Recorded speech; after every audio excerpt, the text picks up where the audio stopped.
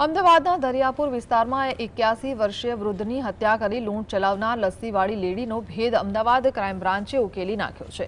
ગત 17 એપ્રિલના રોજ આરોપી મહિલાએ મોઢે દુપટ્ટો બાંધી અબ્દુલભાઈ અને તેમના પત્નીનો વિશ્વાસ જીતી લસ્સીમાં નશીલી દવા ભેળવી તેમને પીવડાવી દીધી હતી। દંપતી બેભાન થતા જ મહિલા ઘરમાંથી 4000ની રોકડ લઈને ફરાર થઈ ગઈ હતી, જેમાં ઝેરી લસ્સીના કારણે અબ્દુલભાઈનું સારવાર દરમિયાન મોત નીપજ્યું હતું। ટેકનિકલ સર્વેલન્સની મદદથી ઝડપાયેલી આ મહિલાની પૂછપરછમાં ખુલાસો થયો છે કે તે જુગારનો લત પૂરી કરવા અગાઉ પણ 9 ગુના આચરી ચૂક્યો છે। પોલીસે હવે આ લૂંટના કેસમાં હત્યાની કલમ 105 ઉમેરી વધુ તપાસ હાથ ધરી છે। મહિલાએ એવું કહ્યું કે તો તમે થોડી વાર રાહ જો, હું તમારા માટે કંઈક જમવાનું લઈ આવું છું, એમ કરી અને બહાર જઈ અને 15 મિનિટ પછી પાછા આવે છે અને એ લસ્સી લઈને આવે છે।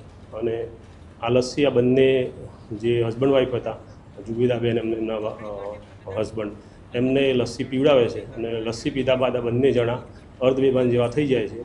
અને જ્યારે એ બંને હોશમાં આવે છે ત્યારે આ મહિલા ત્યાં ઘરમાં હાજર હોતી નથી અને એમના ઘરમાંથી 4000 રૂપિયાની રકમ જેટલી ચોરી થયેલાનું જુબેદાબેન છે એમના ધ્યાન